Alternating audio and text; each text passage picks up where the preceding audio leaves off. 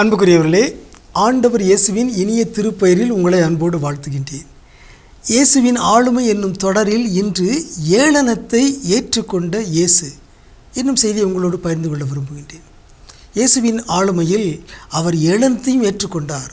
இயேசுடைய பணிவாழ்வில் எந்த அளவுக்கு இயேசு பாராட்டும் புகழ்ச்சியும் வணக்கமும் பெற்றாரோ அந்த அளவுக்கு ஏளனம், இகழ்ச்சி, அவதூறு, புரிதலின்மை இவற்றையும் அவர் எதிர்கொண்டார். ஆனால் அவர் துவண்டு விடவில்லை, அவற்றையும் அவர் ஏற்றுக்கொண்டார். இதனை மார்க் நற்செய்தியாளர் துணிவாக பதிவு செய்திருக்கிறார். மார்க் நற்செய்தியில் இயேசுவை பற்றிய எதிர்மறையான சற்று அதிர்ச்சி தரக்கூடிய ஒரு செய்தியை நாம் வாசிக்கின்றோம். மார்க் நற்செய்தி 3ஆம் அதிகாரம் 21. அவருடைய உறவினர்கள் இதை கேள்விப்பட்டு அவரை பிடித்து கொண்டு வரச் சென்றார்கள். ஏனெனில் அவர் மதிமயங்கி இருக்கிறார் என்று மக்கள் பேசிக்கொண்டனர். அவ்வளோதான். ஆனால் அதையும் பதிவு செய்திருக்கிறார் மார்க் நற்செய்தியாளர். அவர் மதிமயங்கி இருக்கிறார் என்று மக்கள் பேசிக்கொண்டார்கள். இதனை ஏன் மார்க் பதிவு செய்திருக்கிறார் என்றால், இயேசு ஒரு இறைவாக்கினருக்கே உரிய ஒரு பண்போடு அவர் திகழ்ந்தார். போற்றுவார் போற்றலும், தூற்றுவார் தூற்றலும் எங்களுக்கு ஒரு பொருட்டல்ல என்று பவுலடியார் சொன்னார் அல்லவா? அதேவர் இயேசுவிடமிருந்து தான் கற்றுக்கொண்டிருக்கிறார்.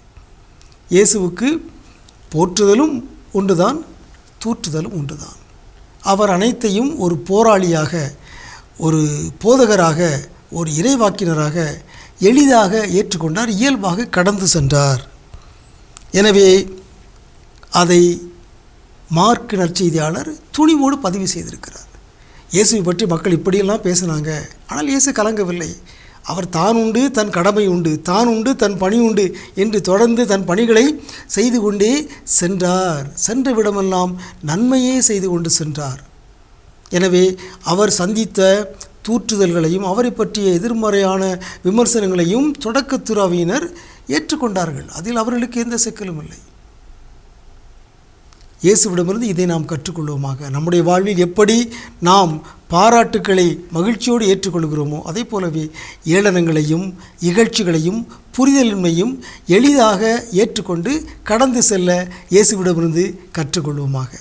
உங்களுக்கு அமைதி உரித்தாகுக.